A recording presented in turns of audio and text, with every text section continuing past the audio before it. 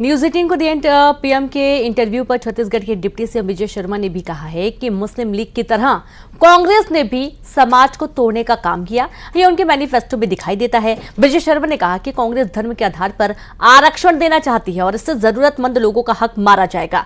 Deputy CM ने कहा कि विरासत टैक्स कांग्रेस का एक गलत एजेंडा है। भारतीय समाज व्यवस्था दूसरे देशों से अलग है।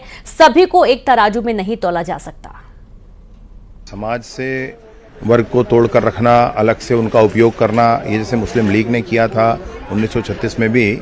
मुस्लिम लीग ने कहा था कि विशेष रूप से वर्ग विशेष को, मुसलमानों को और अन्य अल्पसंख्यकों को छात्रवृत्ति दी जाएगी, वैसा ही इसमें लिखा है। इसलिए ही प्रधानमंत्री जी ने कहा, मतलब जो दिख रहा है वो वही कहा है, उसमें अलग नहीं है कुछ। और उन्होंने शायद, कांग्रेस ने कोशिश भी वही की है, यही दिखाने की कोशिश की है कांग्रेस ने।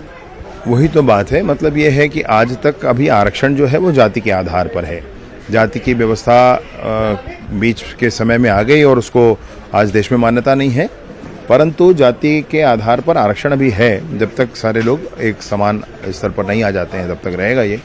और उसमें कांग्रेस का ये कहना कि अब इसमें धर्म के आधार पर भी दिया जाए, फिर कहेंगे अल्पसंख्यकों को दिया जाए, तो ये तो गलत है ना। वो तो मूल रूप से जिनको उसकी आवश्यकता है वो ही वंचित रह जाएंगे। त्रोदा ने जिस तरीके से कहा है, बहुत स्पष्ट हो जाता है हम सबके बीच में कि कैसे उस विषय को लेकर के सबके सामने आ रहे हैं। कैसे भारत में व्यक्ति कई पीढ़ियों तक जीता है। भारत में व्यक्ति अपने कर्मों के आधार पर कई जन्मों के कर्मों को भी मानता है। ये भी मानता है कि आगे उनके बच्चे भी उनका श्राद्ध पितृपक्ष सब करते रहते हैं।